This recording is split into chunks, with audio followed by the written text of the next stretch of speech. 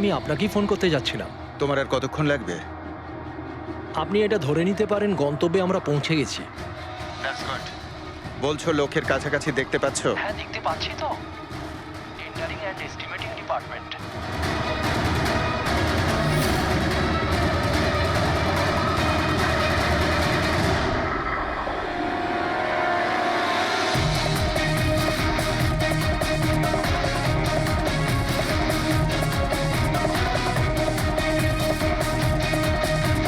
আর ওই লোকটার নাম খুব শিগগিরই আমি আপনাকে বলে দেবো। Hello Rohan, hello hello Rohan.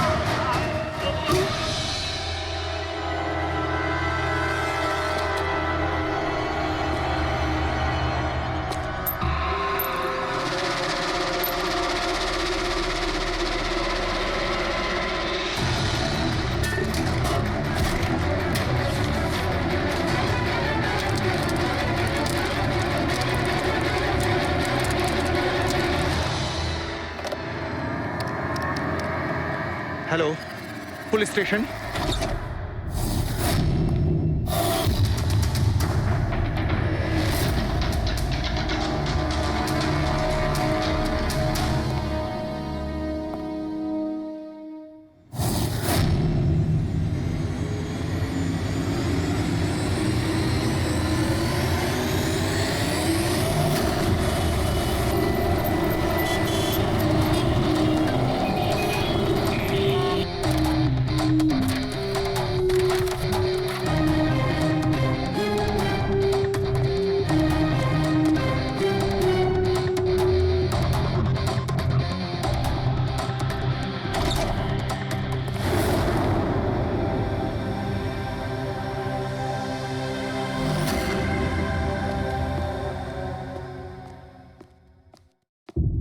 Good afternoon, Dr. Saluke.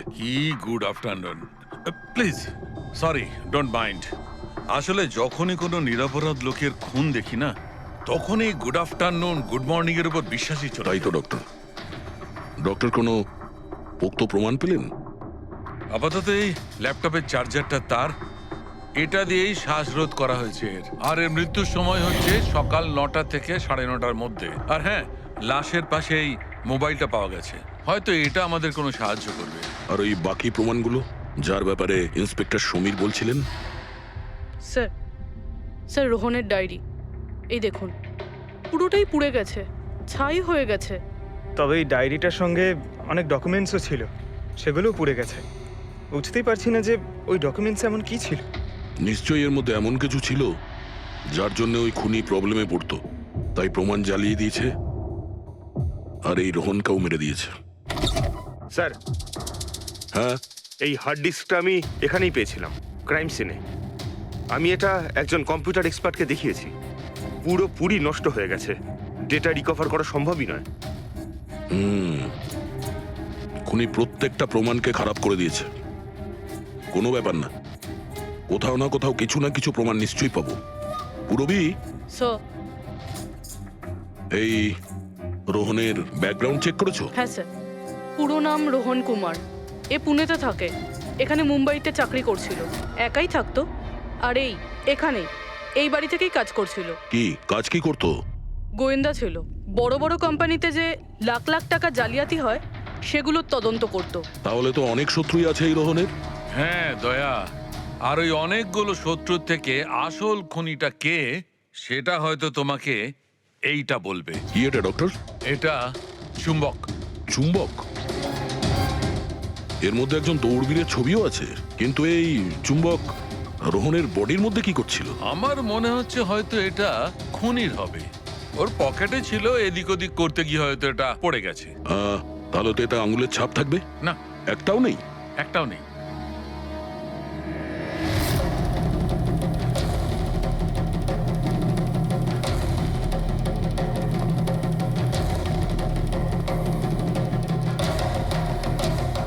খুনি মনে হয় এখান থেকে এসছে।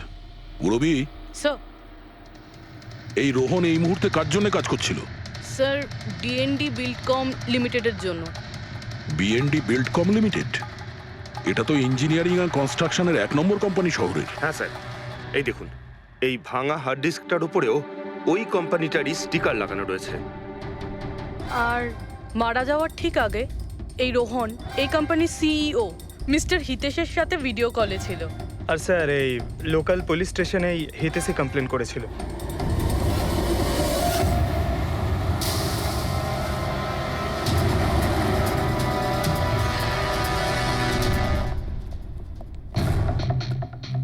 এটা কি এত বড় অফিসে শুধুমাত্র একজনই লোক ছিল নাকি? মনে হচ্ছে স্যার ইন্ডিয়ার ম্যাচ দেখার জন্য সবাই বাড়ি চলে গেছে। আচ্ছা, আজকে ইন্ডিয়ার ম্যাচ আছে।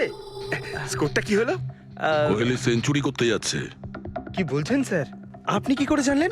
বাইরে ওয়াচম্যান কমেন্ট্রি শুনছিল। ও। ইনভেস্টিগেশন করতে এসেছি, চোখ কান খোলা রাখতে হবে। স্যার, হিতেশের cabin. Mister Hitesh, hi, CID. Please বসুন। আমি আপনাদেরই অপেক্ষায় ছিলাম। শুরু থেকে বলুন সবকিছু।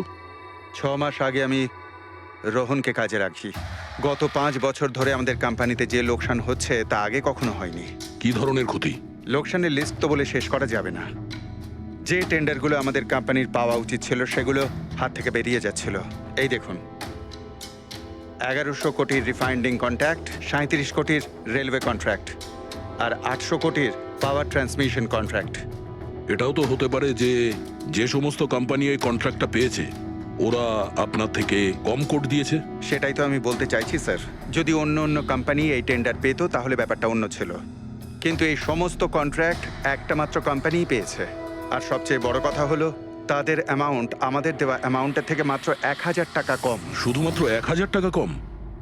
কোন কোম্পানি এটা? XPL infrastructure. XPL infrastructure. তাহলে আপনার মনে হচ্ছে যে আপনার কোম্পানিতে এমন কেউ বেইমান আছে যে স্যালারি আপনার থেকে নেয় কিন্তু কাজ এক্সপিএল এর জন্য করে? 100% কেউ না কেউ তো অবশ্যই আছে। আর রোহন ওই লোকটার খুব কাছাকাছি পৌঁছে গিয়েছিল। ওর লাস্ট ফোন কলে আমায় এটাও বলেছিল যে সেই বেইমান এস্টিমেটিং অ্যান্ড টেন্ডিং ডিপার্টমেন্টের লোক। আচ্ছা, এই ক্রাইম সিন থেকে আমরা এই ড্যামেজড হার্ড ডিস্কটা পেয়েছি। কি আছে এর ভেতরে? স্যার, এটা আমাদের কোম্পানির গত 5 বছরের CCTV footage, call logs, emails, আমাদের কোম্পানিতে কত এমপ্লয়িজ আছে, সমস্ত ইনফরমেশন এতে ছিল। তাহলে এর কপি নিশ্চয় আছে আপনার কাছে? আগে হ্যাঁ আছে। আমরা ওটা আমাদের সঙ্গে নিয়ে যাব। শিওর।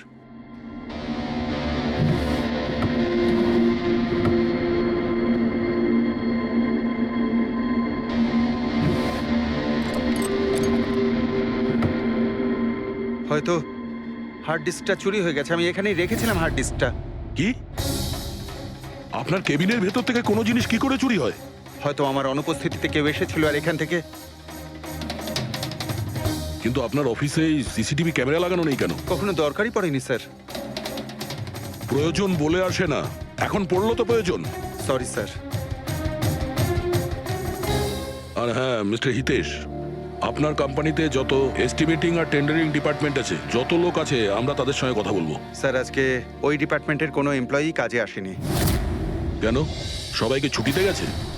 আসলে ওরা প্রত্যেকেই ম্যারাথন রেসে পার্টিসিপেট করতে গেছে, যেটা সকাল 7টা থেকে 11টার মধ্যে হবে। কি? সবাই ওই ম্যারাথন রেসে দৌড়তে গেছে? হঠাৎ করে সবাই এরকম রানার হওয়ার স্বপ্ন দেখছে কেন? আসলে আমাদের কোম্পানি এই ম্যারাথন রেসটা স্পন্সর করছে, তাই আমাদের এমপ্লয়ীদের এটা বাধ্যতামূলক ছিল ওখানে পার্টিসিপেট করা। শুধু তারাই পারবে না যাদের হাঁটুতে বা অন্য কোনো সমস্যা আছে। তো আপনারও সমস্যা আছে হাঁটুতে? হ্যাঁ। আচ্ছা আচ্ছা, এই ডিপার্টমেন্টে কতজন কাজ করে? 10 জন। আর এই 10 জনই ম্যারাথন রেসে গেছে? হ্যাঁ স্যার, যদি কেউ না যেত আমি অবশ্যই জানতে পারতাম স্যার। স্যার, হুম। যদি পুরো ডিপার্টমেন্টের সবাই ম্যারাথনে দৌড়চ্ছিল যখন রোহনের খুন হয়েছিল, তাহলে খুনটা করলো কে? হতে পারে ওই কন্ট্রাক্ট কিলার। 1 মিনিট। মিস্টার হিতেশ, আপনার কাছে এই ম্যারাথন রেসের কোনো ব্রোশিয়া, কোনো লেটার আছে? ইয়েস স্যার, আমি আনছি। কি হলো স্যার? চুম্বকে ওই দৌড়ানোর লোকটা, ম্যারাথন রেস, এক্ষুনি জানতে পারবো। এই নিন sir. Thank you. You are welcome sir. Hmm. দেখেছো, এটাই হলো ওই চুম্বকের রহস্য। যেটা ক্রাইম সিনে পাওয়া গেছে সেটা ম্যারাথন রেসে। মানে স্যার, ও ম্যারাথন রেসে দৌড়চ্ছিল, রোহনকে খুন করার জন্য ও রেস ছেড়ে দিয়ে ওর বাড়ি চলে যায়। মনে তো হচ্ছে এইরকমই। স্যার, এই বিপ ম্যাগনেট জার্সির ওপর লাগানো হয়। সঞ্জু স্যারকে একটু বুঝিয়ে দাও।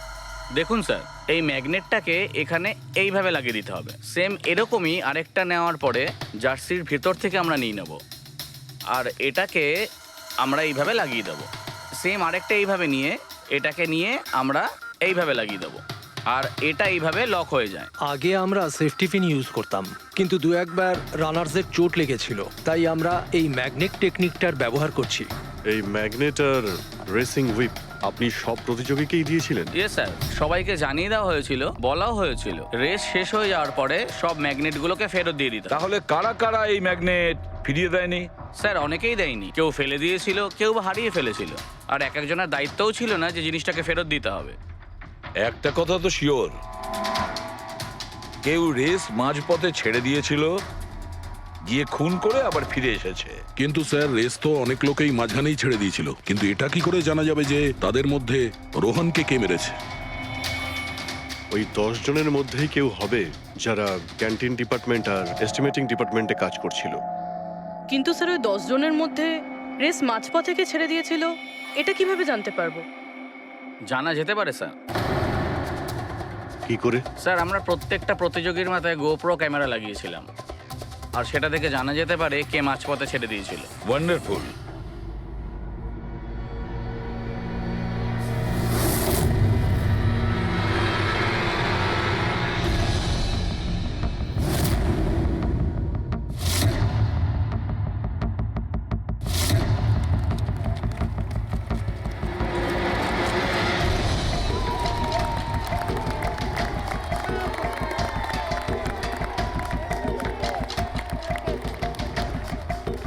নবীন, এই রিশটা তোকেই জিততে হবে।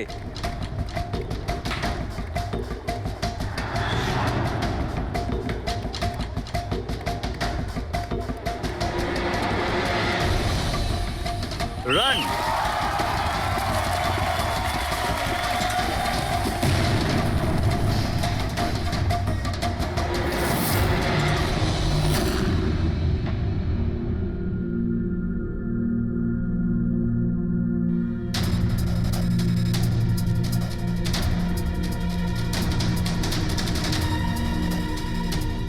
এই 4টে স্ক্রিন, এগুলো ব্ল্যাঙ্ক কেন? জানি না স্যার, আমরা তো সব ক্যামেরা চালু করে এদের দিয়েছিলাম। হয়তো ভুল করে এই 4 জন ক্যামেরা অফ করে ফেলেছিল। ভুল করে করেছে নাকি ইচ্ছে করে?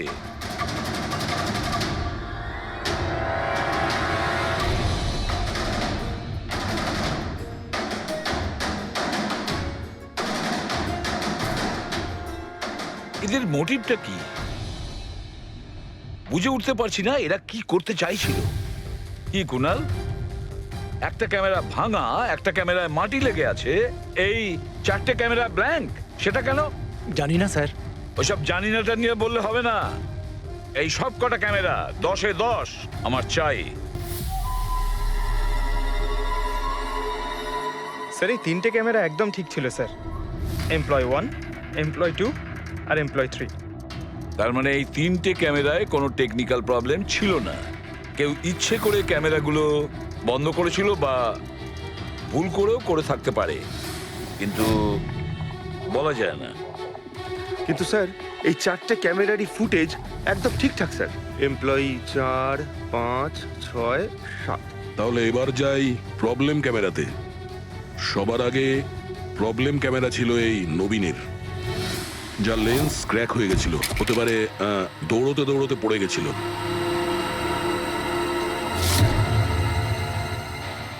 হ্যাঁ, আর স্যার, দ্বিতীয় প্রবলেমের ক্যামেরা, মুক্তিরটা, যে রেসের মাঝখানে দাঁড়িয়ে নিজের জুতোর ফিতে বাজছিল।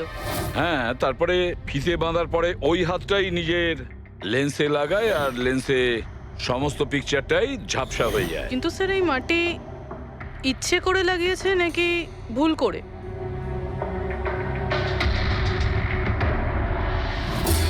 আরে 10টা লোকের তো 10টা গোপ্রো ক্যামেরা থাকা উচিত, এখানে তো দেখছি 9টা। গৌরবের ক্যামেরাটা কি হলো, সেটা কোথায়? স্যার ওই ক্যামেরাটা হারিয়ে গেছে, গৌরব ওটা ফেরত দেয়নি। তাহলে স্যার এই গৌরবই খুনি, ওকে ধরে ফেলা উচিত। না পঙ্কজ, এইভাবে হয় না। হতে পারে গৌরব ক্যামেরাটা ফেরত দিতে ভুলে গেছে। আমাদের এটা ভাবতে হবে যে খুনি এই সময়টাই কেন বেছে নিল ম্যারাথন রেসের টাইমে খুন করার জন্য। ও তো চাইলে যে কোনো সময় খুন করতে পারতো, যে কোনো জায়গায় পারতো। হ্যাঁ, অ্যালিবাইয়ের জন্য স্যার, যাতে ধরা পড়লে খুনি বলতে পারে যে রোহনকে খুনের সময় ও তো ম্যারাথনে পার্টিসিপেট করেছিল। হ্যাঁ, সেই জন্য ও রেসেও পার্টিসিপেট করেছিল আর রেস কমপ্লিট করেছিল। তার মানে স্যার রেসকে মাঝখান থেকে ছেড়ে ও চলে গেছিল, তারপরে গিয়ে খুন করলো, আর খুন করার পরে এসে রেস আবার শেষ করলো। এক্স্যাক্টলি। কিন্তু স্যার এই ফুটেজ থেকে কিভাবে জানতে পারবো কে রেস ছেড়ে চলে গেছে, খুন করেছে, আবার রেস জয়েন করেছে? স্যার এই ব্যাপারটা আপনি টাইমিং চিপ থেকে জানতে পারবেন। টাইমিং চিপটা আবার কি?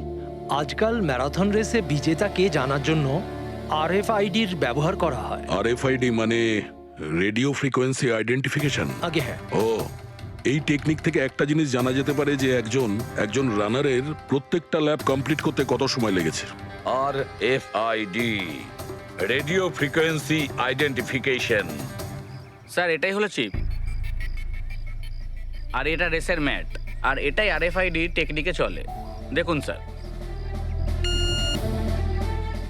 ও, তার মানে রেস শুরু হতেই যখন কোনো রানার এটা ক্রস করে তখন এই টাইমিংটা ওই মুহূর্তে শুরু হয়ে যায়। একদম স্যার, অফিসের কার্ডের মতন স্যার। ঠিক আছে, এটা তো বুঝতে পারলাম, কিন্তু এটা কি জানতে পারা যাবে যে কেউ রেস মাঝপথে ছেড়ে দেয় আর পরে আবার এসে জয়েন করে? এরও উপায় আছে স্যার। স্যার এই ম্যারাথন রেস 31 কিলোমিটারের হয়। এতে 4টে ভাগ, প্রথমটা 5, দ্বিতীয়টা 10, তৃতীয় 15, চতুর্থ 20। চতুর্থ পর্যায় থেকে ফিনিশিং লাইনের দূরত্ব কম করে 1 কিলোমিটার স্যার। তার মানে সব মিলিয়ে 6টা প্যাড, স্টার্টিং লাইনের প্রথম প্যাড আর ফিনিশিং লাইনের 6 নম্বর প্যাড, মাঝখানে 4টে থাকছে, 4টে ধাপ, 4টে প্যাড। যখন কোনো প্রতিযোগীর পা ওই প্যাডের মধ্যে পড়ে তখন আমরা বুঝতে পারি ওই রানার কত টাইমটা নিয়েছে। তাহলে কে রেস মাঝপথে ছেড়েছিল আর কে ছেড়ে যায়নি এটা জানা গেলে এটাও জানা যাবে যে একটা ধাপ থেকে আরেকটা ধাপে যাওয়ার সময় কোন রানারের সব থেকে বেশি সময় লেগেছিল। সবকটারই টাইমিংটা চেক করতে হবে। জানা তো যাবে সে কে যে মাঝপথে রেস ছেড়ে আবার জয়েন করেছে। পুরবি, স্যার স্যার আমাদের প্রথম কচ্ছপ হলো এই নবীন। এ রেসের প্রত্যেকটা ল্যাপ 25 মিনিটে কমপ্লিট করেছে, কিন্তু শেষ ল্যাপের পরে ফিনিশিং লাইন পর্যন্ত পৌঁছানোর জন্য মানে 1 কিলোমিটার ক্রস করার জন্য ওর 50 মিনিট সময় লেগেছে। নবীন,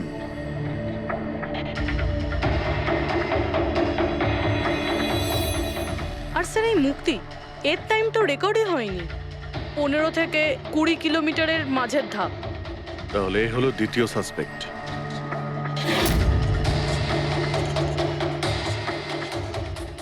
মুক্তি। আর এবার এই গৌরব, এ তো 15 কিলোমিটারের ধাপই বের হতে পারেনি।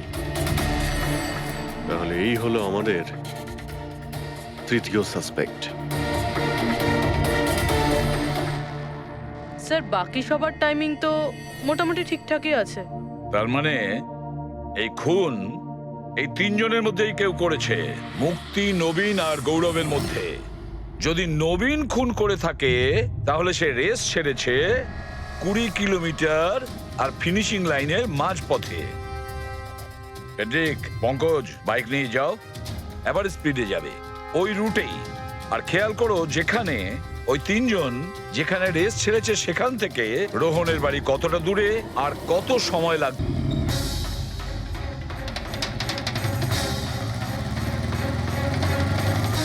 15 কিলোমিটারের মাঠ থেকে আসছি স্যার, এটা 10 কিলোমিটার। হ্যাঁ, মুক্তি বোধহয় এখানেই কোথাও দাঁড়িয়েছিল, 10 আর 15 কিলোমিটারের মার্কের মাঝখানে। এই আমি স্টপ ওয়াচটা অন করলাম আর আমি চললাম রোহনের বাড়ি। থাম পঙ্কজ, এই রাস্তাটা দিয়ে। এই রাস্তা দিয়ে? হ্যাঁ, এই রাস্তাটা। চলুন। আরে আস্তে চালা না। হ্যাঁ।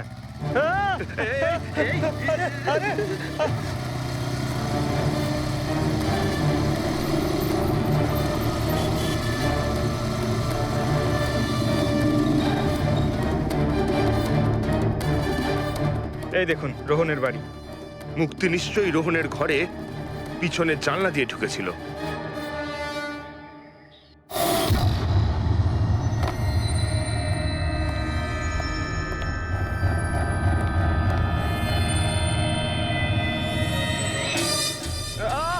আরে অ্যাক্টিং করতে বলেছিলাম। থাম।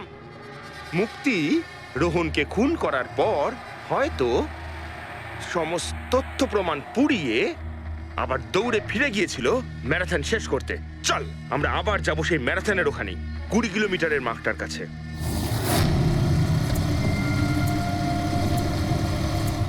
স্টপ ওয়াচের টাইম দেখে নিন স্যার। 26 মিনিট।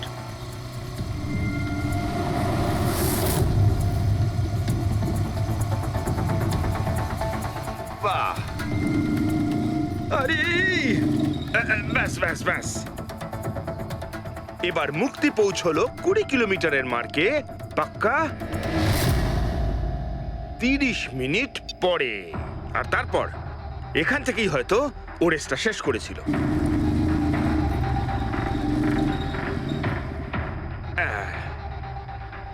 এবার শোন, গৌরব যদি খুন করে থাকে তাহলে ও রেসটা এখানেই ছেড়েছিল, 10 আর 15 কিলোমিটার মার্কের মাঝামাঝি।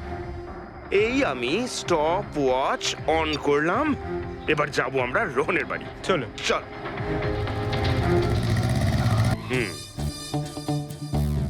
হ্যাঁ, একদম পুরো বিশ্বাস আছে আমার। Excuse me. এই ছাড় ছাড় ছাড় ছাড়, আরে আরে আরে মরে যাবো তো। চল।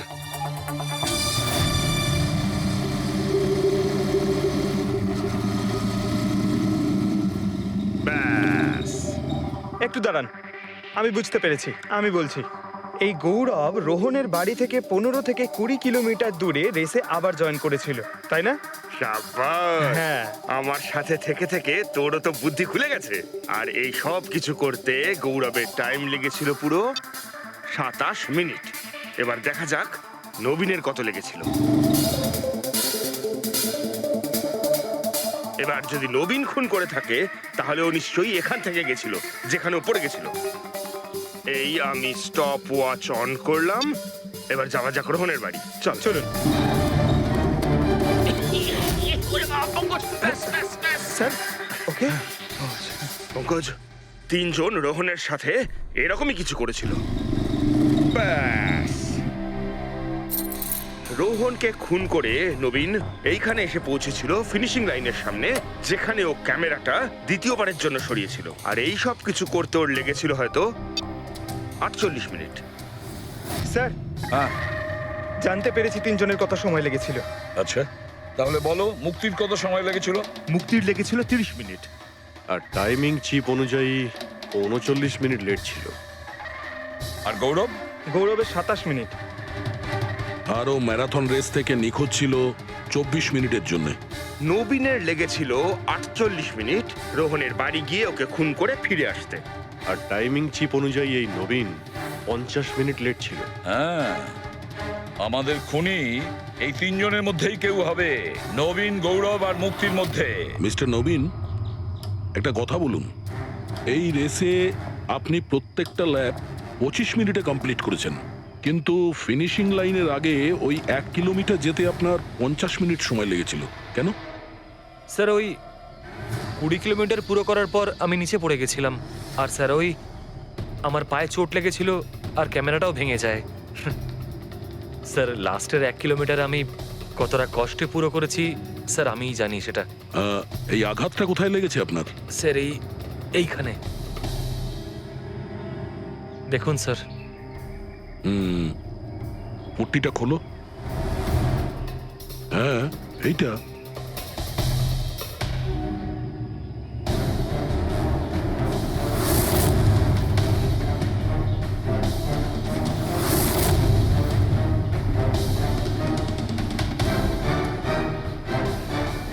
স্যার, এবার আপনার বিশ্বাস হয়েছে যে আমি কোনো দোষ করিনি? নির্দোষ যদি হও এত ঘাবড়ে যাচ্ছ কেন? ঘাম হচ্ছে, অনেকটা নার্ভাস লাগছো তুমি, হ্যাঁ? মাটি কেন লাগিয়েছিলে ক্যামেরাতে? জানি না, ভুল করে লেগে গিয়েছিল। ভুল করে? 15 থেকে 20 কিলোমিটার ধাপও ভুল করে ছেড়ে দিয়েছিলে নাকি? আমি তো কোনো ধাপই ছাড়িনি, সমস্ত ধাপই পুরো করেছি। কিন্তু টাইমিং চিপ তো অন্য গল্প বলছে। টাইমিং চিপ খারাপও তো হতে পারে। আপনি একজন মেশিনের উপর বিশ্বাস করবেন নাকি একজন জীবন্ত মানুষের উপর? আচ্ছা, তোমার গোপ্রো ক্যামেরাটা কোথায় গেল? তুমি তো ওদের ওটা ফেরত দাওনি। ওটা তো হারিয়ে গেছে স্যার। হারিয়ে গেছে? কি করে হারিয়ে গেল ভাই? জানি না স্যার, ওই রেসের মাঝখানে হঠাৎ করে দেখলাম ক্যামেরাটা ছিলই না, জানি না কোথায় পড়ে গেছে। আচ্ছা, আর ওই 15 কিলোমিটারের ধাপটাও কি হারিয়ে গিয়েছিল? ওটাকে তো পার করনি তুমি। স্যার আমি পুরো রেস কমপ্লিট করেছি। মিথ্যে কথা বলবে না। রেসের মাঝে কোথায় গিয়েছিলে? কোথাও যায়নি স্যার, আমি তো পুরো রেস কমপ্লিট করেছি, কোথাও যায়নি স্যার। আচ্ছা, স্যার মনে হচ্ছে নবীনই, কারণ আমি যখন ওকে জিজ্ঞাসাবাদ করছিলাম তখন ওর মুখ একদম ফ্যাকাশে হয়ে গেছিল, হাত পা কাঁপছিল ওর। এই গৌরবও কম নয়। ও বললো জানি না কি করে ক্যামেরাটা হারিয়ে গেছে। আরে এত বড় একটা ক্যামেরা পড়ে গেলে সেটা কেউ জানতে পারবে না স্যার। বস, তোমার কথাটা ঠিকই, কিন্তু নবীনের একটু আঘাত লেগেছে না? হ্যাঁ স্যার, আঘাত তো ওর লেগেছে।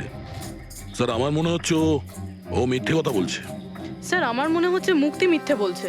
ও জেনে শুনেই ক্যামেরায় মাটি লাগিয়েছিল, কারণ নিশ্চয়ই এমন কিছু আছে যেটা ও আমাদের থেকে লুকোতে চাইছে। হ্যাঁ, এটাও হতে পারে, কারণ ক্যামেরায় যদি ভুল করে মাটি লেগে যেত তাহলে আরো সবার ক্যামেরাতে লাগতে পারতো ভুল করে। গোলমাল আছে, এই তিনজনের মধ্যে কোনো না কোনো গোলমাল তো নিশ্চয়ই আছে। খুনি এই তিনজনের মধ্যেই কেউ একজন। নবীন, আমাকে ওই জায়গাটা দেখাও যেখানে তুমি এক্স্যাক্টলি পড়েছিলে। কিভাবে পড়েছিলে? আসুন স্যার। কিন্তু স্যার আমার পায়ে খুব ব্যথা আছে, আপনি একটু সাহায্য হ্যাঁ, করবেন আমাকে? নিশ্চয়ই নিশ্চয়ই, এসো।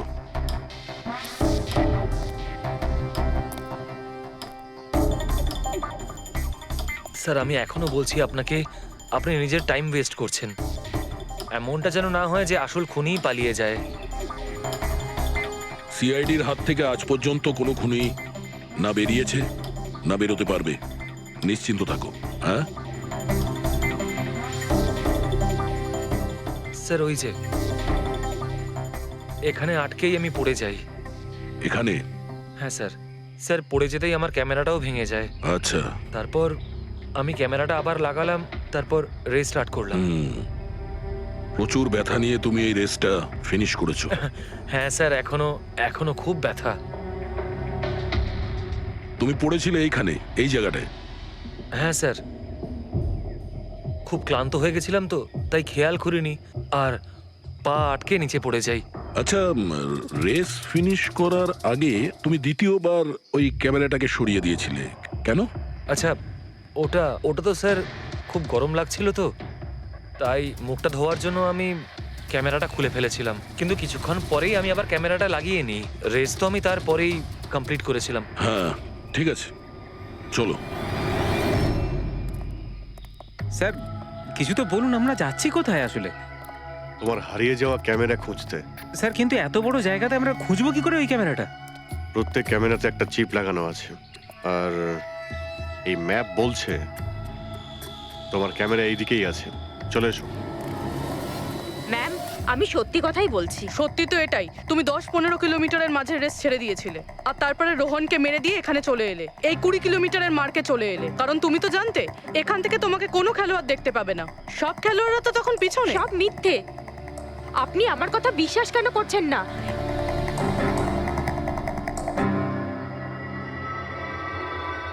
কি কি খুঁজছো? আমি কিছু তো না। কিছু আছে ওখানে? না, কিছু না। আচ্ছা, ওই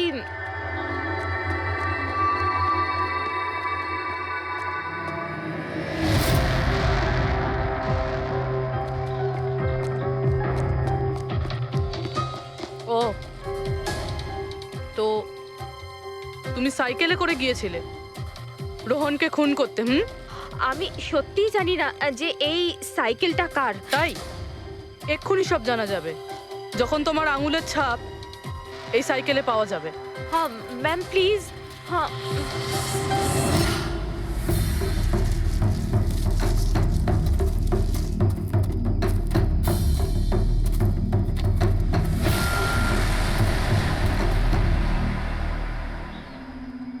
এই হলো ক্যামেরা।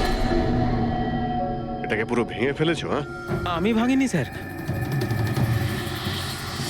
দুটো ক্যামেরা।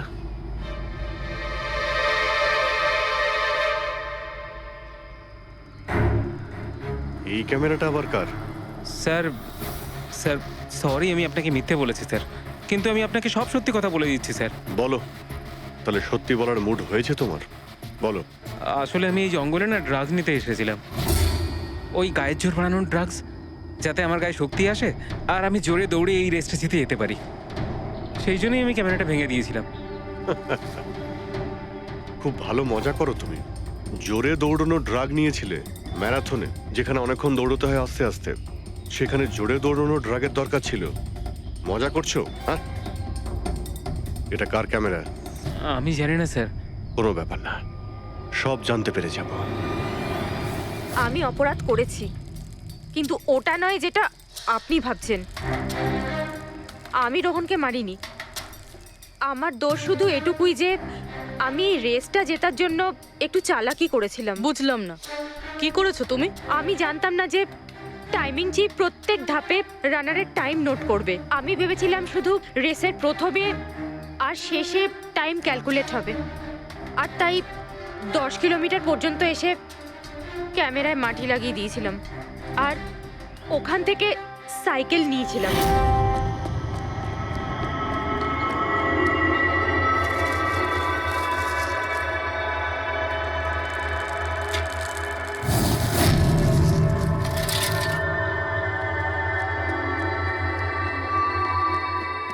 কিন্তু রেস শেষ হতেই সিআইডি ওখানে চলে এলো আর আমি ওখান থেকে সাইকেলটা সরানোর সুযোগই পাইনি। এত কিছু করেছো শুধু একটা রেস জেতার জন্য? আসলে অফিসে বেট ধরা হয়েছিল যে আমাদের ডিপার্টমেন্টে যে রেসটা জিতবে তাকে সবাই কন্ট্রিবিউট করে 5 লাখ টাকা দেবে। আমার টাকার খুব দরকার ছিল, তাই আমি। এটা দীপ্তির ক্যামেরা।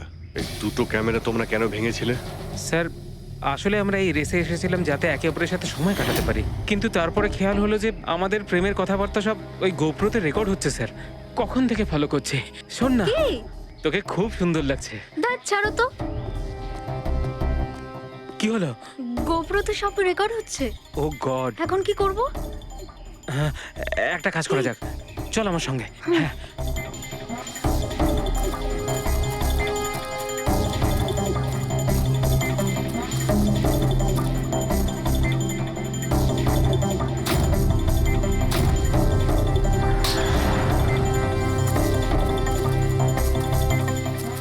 আরে তোমরা তো অদ্ভুত কাজ করেছো। আরে এতে তো কোনো সাউন্ড রেকর্ডই হয় না। তোমরা তো বোকার মতো কাজ করেছিলে। হয়তো কে দুটো ক্যামেরা ভেঙে দিয়েছো। কি স্যার, এতে কিছু রেকর্ড হয়নি? স্যার নবীন তো আমাকে ওই জায়গাটা দেখিয়েছে যেখানে ও পড়েছিল, কিন্তু কেন জানি না আমার মনে হচ্ছে যে ও মিথ্যে কথাই বলছে। আরে মুক্তি? স্যার মুক্তি বলেছে যে ও সাইকেলের ব্যবহার করেছে রেস জেতার জন্য। স্যার হতে পারে ও মিথ্যে কথা বলছে আর রোহনকে খুন ওই করেছে। আর গৌরব আর দীপ্তি, ওদের লাভ স্টোরির কি হলো? কতটা সত্যি? হ্যাঁ, ওরা সত্যি কথাই বলছে। ফোন রেকর্ডে দেখাচ্ছে দীপ্তি আর গৌরব প্রতিদিন 3-4 ঘন্টা করে নিজেদের মধ্যে কথা বলতো স্যার। একটা কাজ করি আমরা, আবার ম্যারাথন রেসের ফিনিশিং ভিডিওটা দেখি।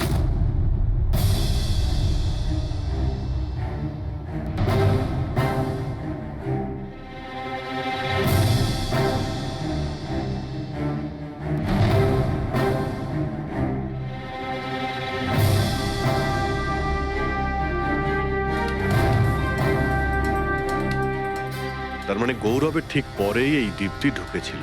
দুজনে একসঙ্গেই ছিল। মনে হচ্ছে স্যার দুজনেই এই কাণ্ড করেছে। এক মিনিট অভিজিৎ, দয়া, এই ফুটেজটা দেখো। এই যে এই হলো সেই খুনি।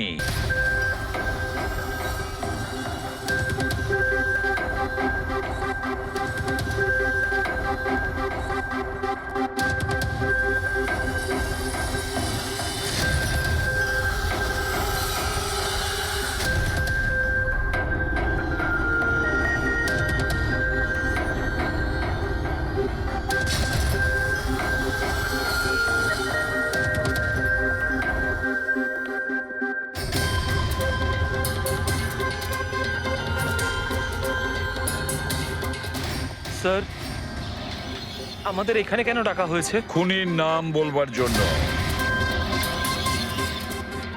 স্যার সত্যি খুনি ধরা পড়েছে?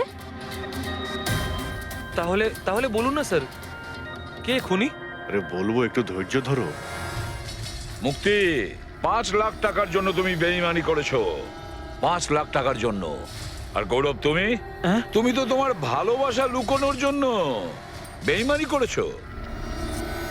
আর নবীন, তুমি চলো তোমাকে আবার দেখাচ্ছি, রেসের একটা পাওয়ার দেখাচ্ছি। খুব ভালো করে দেখো আর বলো কোথায় ভুল আছে, বলো।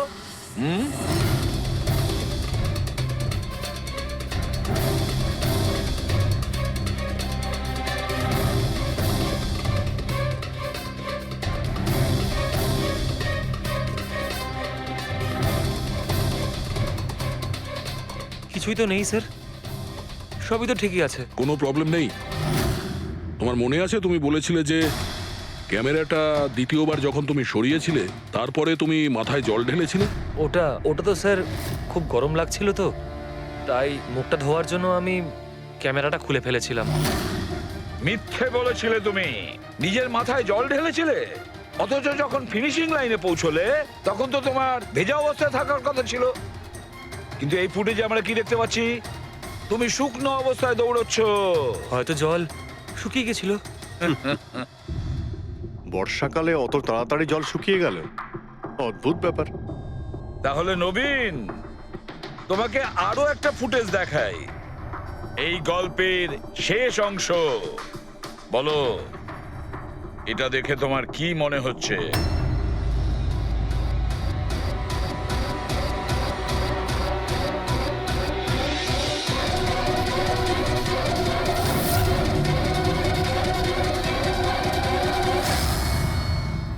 কি নবীন, এই ফুটেজে তোমার মুখটা কেমন চেঞ্জ লাগছে না? হ্যাঁ, অন্যরকম তো দেখাবেই, কারণ এই মুখটা নবীনের নয়, ওর ভাই প্রবীণের।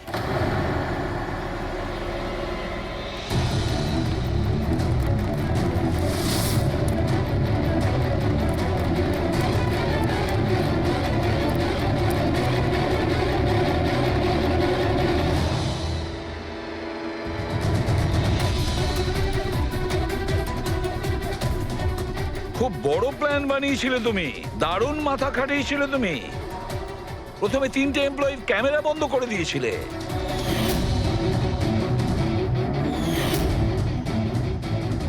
আর তারপরে নিজের গোপ্রো ক্যামেরা নিচে ফেলে দিয়েছিলে যাতে লেন্সটা ভেঙে যায়।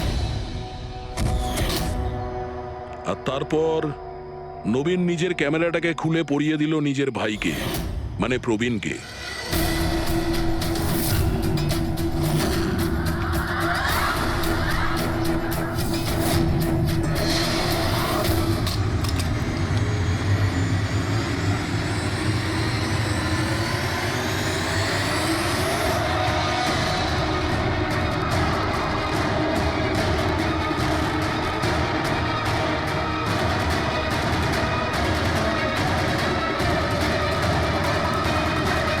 এই ক্যামেরা বদল করার সময় খুব একটা সময় ছিল না, তাই হতে পারে ওই টি শার্টে যখন কাগজটা লাগাচ্ছিল তখন সমস্ত ম্যাগনেটগুলো লাগায়নি, কিছু ম্যাগনেট নবীন নিজের পকেটে ভরে নিয়ে গেছিল।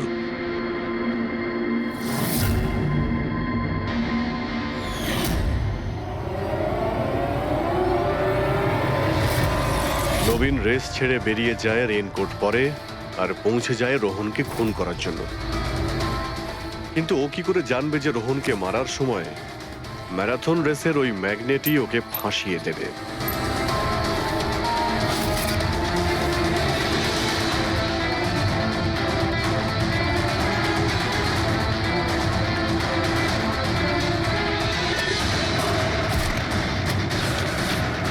তারপর তুমি পুরো প্রমাণ নষ্ট করলে আর আবার এসে রেসে জয়েন করলে। ইচ্ছে করে নিজের পায়ে তুমি চোট লাগালে যাতে আমরা বিশ্বাস করি যে আঘাতটা সত্যি। আর তারপরে তুমি রেসটা ফিনিশ করো। তাহলে বলো। হ্যাঁ স্যার, আমি খুন করেছি রোহনকে। একদম পারফেক্ট প্ল্যান ছিল, কিন্তু আমি কি করে জানবো যে আপনারা আমার থেকেও অনেক বুদ্ধিমান? প্রত্যেক অপরাধী এই ভুলটাই করে, কারণ তার মনে হয় যে সে আইনের চোখে ফাঁকি দিয়ে দেবে। এবারে বলো, ওকে কেন খুন করলে? তাড়াতাড়ি বলো। বিএনডি বিল্ডকনে হওয়া প্রত্যেকটা গন্ডগোলের পেছনে আমিই ছিলাম। আমার জন্যই প্রত্যেকটা টেন্ডার কোম্পানির হাতছাড়া হলো। আর আমি যদি রোহনকে না মারতাম তাহলে ও আমার সমস্ত রহস্য খুলে দিত। তাই আমি... লজ্জা লাগার কথা তোমার। যে থালায় খেয়েছো ওই থালায় ফুটো করেছো। আর সেই পাপ লুকোনোর জন্য তুমি রোহনকে খুন করে দিয়েছো। আইন তোমাকে কঠোরতম শাস্তি দেবে। আশা করি ততদিনে ফাঁসির অর্ডার এসে যাবে। নিয়ে যাও এদের।